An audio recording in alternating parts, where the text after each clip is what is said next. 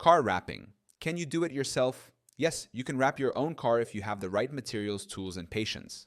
Car wrapping is a cost-effective way to change the appearance of your vehicle without permanent paintwork, but it requires precision and careful handling. Here's a step-by-step breakdown to help you decide if DIY car wrapping is for you.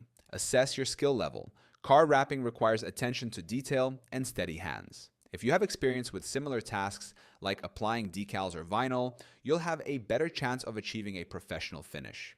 Gather necessary materials and tools. You'll need high-quality vinyl wrap, a heat gun, squeegee, cutting blades, cleaning supplies, and measuring tools. Investing in good materials ensures durability and a smoother application.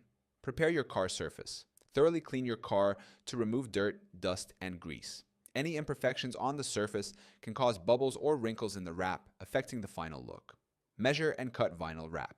Measure each section of your car and cut the vinyl wrap accordingly, leaving extra material to ensure full coverage and easier adjustments during application. Apply the vinyl wrap.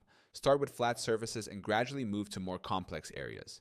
Use a squeegee to smooth out the wrap and remove air bubbles while the heat gun helps stretch the vinyl over curves and edges. Trim and seal the edges. Carefully trim excess vinyl using a sharp blade and seal the edges with heat to prevent peeling. Pay special attention to corners, door handles, and other intricate areas. Allow for proper curing.